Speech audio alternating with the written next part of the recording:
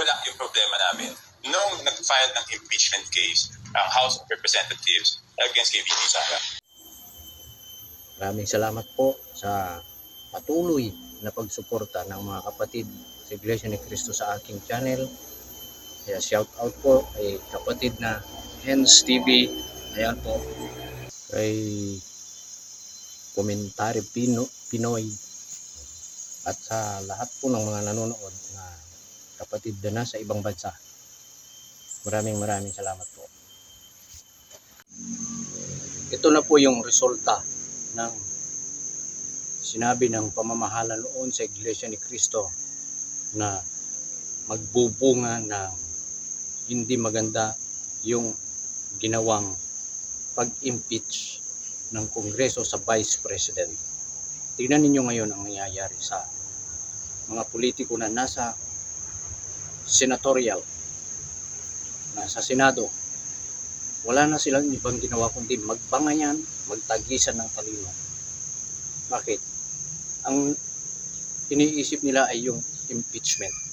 Mayroong anti-impeachment, mayroong pro-impeachment, mayroong pabor sa Vice Presidente, mayroon din namang mga ayaw sa kanya.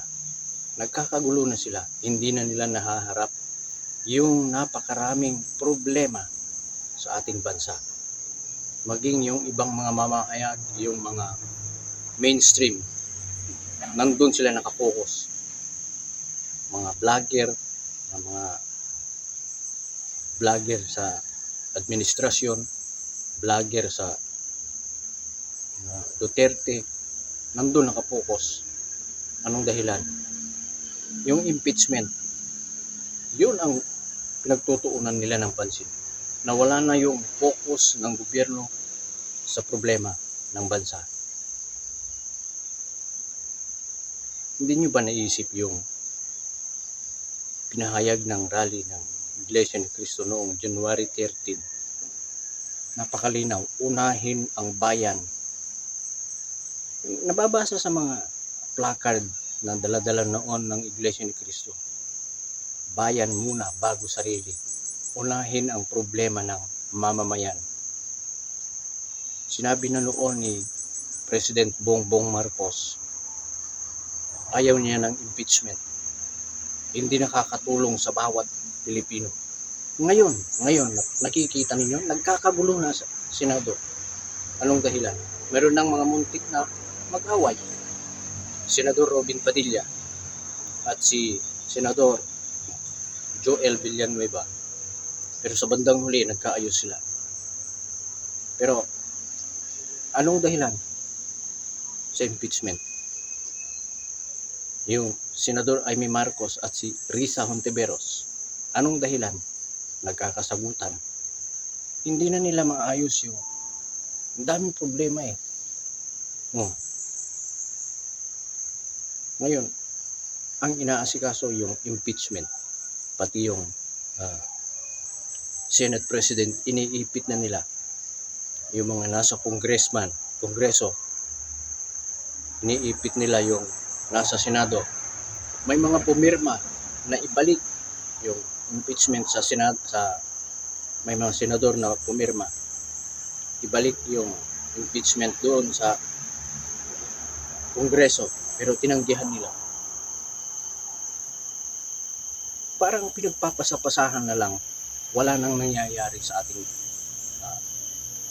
bansa, kundi yun na lang. Ang daming dapat asikasuhin. Yung problema sa illegal drugs, problema sa mga mahal na mga bilihin, problema sa mga mahal na gamot sa ospital. Ito, panoorin po natin kung paano nagkasagutan yung mga nandoon sa Senado.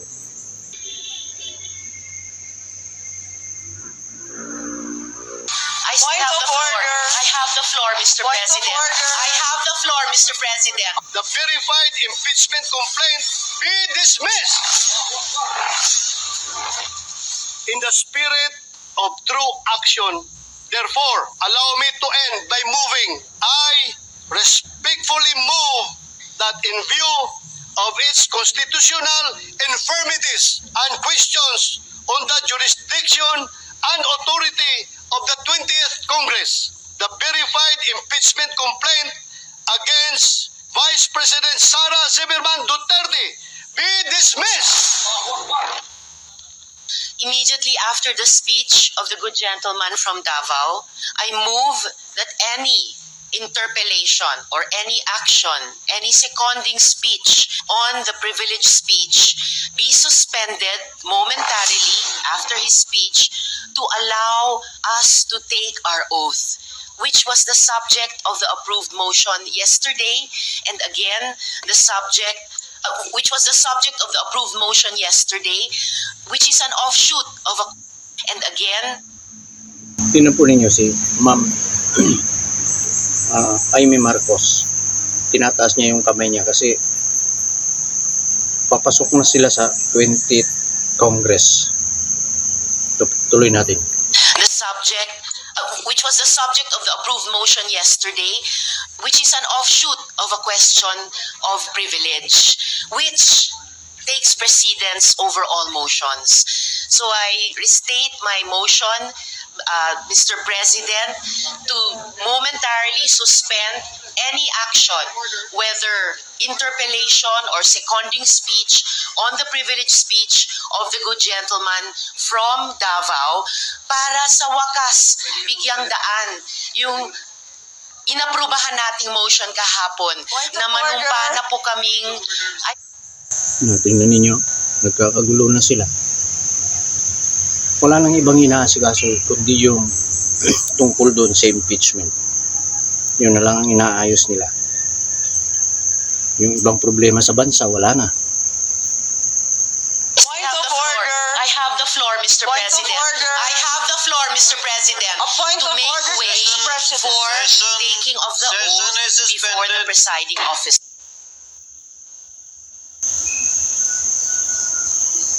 Ay, naku po. Yan ang resulta. Yung bang gusto ninyo, yun, laging nagbabangayan. Yung mga nasa pamahalaan, yung mga nasa kongreso, nasa senado, nagbabangayan, nagpapasahan. Kasi tapos na yung 19th Congress. Iba na yung mga papasok. Yung impeachment, mababaliwala na yun. Ngayon, yung mga nandun sa Senado, gusto nila madaliin.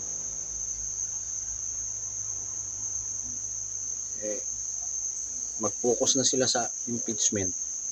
Yung problema sa bansa, problema sa mamamayan, wala na. Nakalimutan na. Hindi nila pinakinggan yung rally ng Iglesia ni Cristo noong January 13. Sinasabi nila at pabor sa mga Duterte yung ginawa ng Iglesia ni Cristo. Nakita lang pamamahala yung magiging bunga ng impeachment pag itinuloy. At yan na nga, nagkakagulo na sila. Ayaw kasi nilang maniwala sa Iglesia ni Cristo. Mayroon bang relihiyon na nagsabi noon na huwag nang ituloy yung impeachment maliban sa Iglesia ni Cristo? Wala. Ibang Katoliko gusto nila impeachment. Yung ibang relihiyon gusto nila impeachment. Bukod tangi ang Iglesia ni Cristo na nagsabi na huwag nang ituloy yung impeachment. Dahil maraming problema ang bansa. Maraming problema ang bayan na unahin dapat asikasuhin. Pag-ukulan ng pansin ang pamahalaan. Iyon din ang gusto ng presidente natin, si President Ferdinand Marcos Jr. Pero ang titigas ng mga ulo ng mga politiko na gustong may impeach ang Vice President, ano ang dahilan? Kasi ang sarili. Una, yung confidential fund sa OVP noong secretary pa siya sa DepEd. Yun ang pinag-initan nila. Nag-aaway-away sila yung mga nasa politiko dahil sa impeachment. Sino ngayon ang nakakahiya? Ito, makikibalita tayo ha. Yung nangyari sa Senado, kahapon lamang yata yun. Kahapon. Ito, napanood ko lang. Panoorin po natin si Senator Robin Padilla at si Tess Daman, Joel Villanueva. Never-ending drama sa Senado dahil sa impeachment trial ni VP Sara. Alamin natin ang mga maiinit na eksena sa agenda report ni Dexter Ganibe live mula sa Senado. Dexter, ano naman ang mga nangyari dyan? Corina, sa halip na siguro kung nangyari ito, sa halip na dismiss o hindi dismiss yung isisigaw ng presiding officer ni si Senate President Chis Escudero, malamang ang binanggit niyan, are you ready to rumble? Dahil muntikan nang magkasuntukan sa loob ng plenaryo kanina habang naka-recess o habang nakasuspend ang sesyon kanina dahil naging mainit nga itong talakayan matapos mag-motion itong si Senator Bato de la Rosa na i-dismiss na yung kaso. Kasunod niyan ay nag-motion itong nag-object itong si Senator Villanueva. At pagkatapos niyan, Corina, dahil naging mainit yung diskusyon, nag-suspend muna ng sesyon sa loob ng Senado. Kanina, nakita natin na muntik nang sugurin ni Senator Robin Padilla itong si Senator Joel Villanueva. Nung una pa lang ay makikita mo nang nanggagalaiti sa galit itong si Villanueva, itong si Padilla rather, matapos ngang mag-motion na mag-object itong si Villanueva doon sa motion.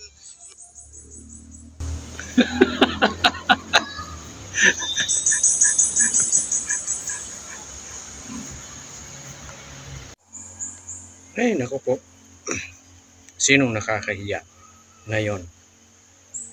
Nababalita sa ibang bansa na yung mga mambabatas nagkakagulo dahil sa impeachment. Imbes na magkaisa sila para resolbahin yung mga problema sa ating bansa, wala na eh. Ito na yung resulta. Nakita ng pamamahala ng Iglesia ni Cristo na magkakaroon ng gulo, magkakaroon ng kanya-kanya, bahagi. At ito na nga. Subalit ano ang ipinipilit ng mga tao patungkol doon sa isinagawang rally noon ng Iglesia ni Cristo noong January 13 na yun ay National Rally for Peace. Sinasabi nila na iyon ay pamumulitika, na iyon daw ay pagsuporta sa Vice President. Sinusuportahan daw ng Iglesia ni Cristo yung magnanakaw. Ang tinutukoy nilang magnanakaw ay si Vice President. Sinasabi nila na nakikialam ang Iglesia ni Cristo sa politika. Hindi nila alam, may nakita ang pamamahala na magaganap sa hinaharap pag natuloy yung impeachment. At ito yung nangyayari ngayon. Hindi na maharap yung mga problema sa ating bansa. Ganyan katindi yung pananaw, yung makikita na vision ng pamamahala sa Iglesia ni Cristo sa hinaharap. Hindi lang para sa Iglesia, kundi para sa mga mamamayan. May mga relihiyon, marami, pero hindi sila nakikialam sa impeachment kung ano ang magiging resulta. Yung ibang mga may tungkulin sa ibang mga relihiyon, sila pa ang tawag nito, nagpumilit na ma-impeach yung Vice President. Sinasabi nila na magnanakaw siya kasi kinu-question nila yung OVP, Office of the Vice President, na milyon-milyon daw ang kinurato. Paano naman yung ibang mga nawawalang pondo ng ibang mga sangay ng gobyerno na bilyon-bilyon na nawawala. Bakit yung milyon-milyon ang pinagtutuunan lamang ng pansin? Bakit yung bilyon-bilyon baliwala? Hindi nila inaayos. Napakagulo talaga. Pero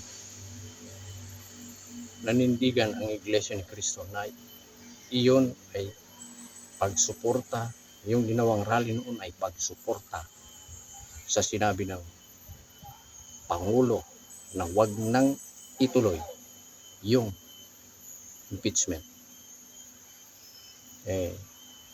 Wala na Yun nga, Senador Amy Marcos at si Senador Risa Hontiveros nagkainitan din. Matindi yung mga sagutan ngayon sa Senado. Yung Senado, may mga pumirma na gustong ibalik yung impeachment doon sa Kamara, sa Kongreso. Pero tinanggihan nila. Sino-sino yung mga pumirma? Nasa 8 yata na tao yun. Ayan, tinanggihan ng Kamara. Binalik doon sa Kamara, pero tinanggihan nila. May napanood ako kung sino-sino yung mga pumirma. Ito, ipapakita ko sa inyo. Ayan. Pero pagka tinanggap nila yung sila yung mga nagsulong para ibalik doon sa Kongreso. Pero pag tinanggap ng Kongreso yan, yung binalik nila, sigurado yan, alam na, malamang, wala na silang karir sa Kongreso. Ay nako, ayaw kasi nilang makinig noon sa Iglesia ni Cristo. Para bagang, ito halimbawa lang may mga nag-aaway, inaawat, magkabilang panig. Tumigil na kayo. Walang mangyayari sa gulong ito. Pero may yung mga nakapaligid, sinusulsulan nila yung isa na huwag makinig sa Iglesia ni Cristo. Yung mga nakapaligid, ang sinasabi nila dapat ituloy. Huwag mong pansinin, huwag pansinin ng Iglesia ni Cristo. Ngayon, ang resulta, noong nagdaang eleksyon, ang daming mga politiko na alyansa na hindi nanalo. Anong dahilan? Yung impeachment. Lalong bumaba noong dinala ang dating Pangulo Rodrigo Duterte sa ibang bansa. Ito, panoorin natin. Simula yung problema namin. Noong nag-file ng impeachment case ang House of Representatives against kay VP Sara. Tapos na ang eleksyon. Talo ang mga pambato ng administrasyon. Kaya ngayon, nagsisisihan kung sinong may kasalanan sa bigong kampanya ng alyansa. May nagsasabi hindi raw pinagana ang makinarya ng administrasyon. Pero ang campaign manager ng alyansa sinisisi ang isang bagay, ang impeachment ni Vice President Sara Duterte. Idiniin ni Navotas Representative Toby Tiangco, pinipigilan niya noon pa man ang pagsusulong ng impeachment. Tiyak kasi siyang makakaapekto ito sa kampanya ng mga senador ng administrasyon. Kaya ang dating siyang na malakas na pambato ng administrasyon sa Mindanao, bumaba sa apat pagkatapos maisa pa ang impeachment. Mas bumaba pa ito pagkatapos ng pag-aresto kay dating Pangulong Rodrigo Duterte at pagkulong sa kanya sa The Hague, Netherlands. Bakit nga ba itinuloy pa ang impeachment kahit ayaw ito ng Pangulo? Sagot ni Tiangco, hinala lang niya noong una pero ngayon tiyak na niya ang dahilan. Naipasa ang impeachment dahil tinapatan ito ng budget. Ang conditional release ng mga pondo inilalakad ng mga kongresista para sa kanilang proyekto. Lumalabas dahil hostage ng mga nagsusulong ng impeachment si Pangulong Marcos para ilabas ang kanilang mga pondo. Pero hanggang ngayon, sa kabila ng pressure, hindi niya inire-release ang pondo na abot pa sa 70 bilyong piso. Tila nangyayari, ang noon pa ay ibinababala na ng programang ito. Ang patuloy na pagkakawatang-wata kahit na ng magkakaalyado at pagkaabala sa mga bagay na walang halaga at maitutulong sa mga problema ng bansa. Kaya balik na naman sa tanong, ano ang gagawing solusyon upang umangat ang kalagayan ng mga Pilipino ngayon? Wala na talaga. Napakagulo na. Sa pagpapatuloy ng justisya doon sa Senado, malalaman natin bandang huli kung may impeach ang Vice President. Kasi pag na-impeach na siya, wala na, hindi na siya pwedeng tumakbo anumang pwesto sa gobyerno. Kahit local, barangay, wala na. Kaya, sana nga matapos na yung problema.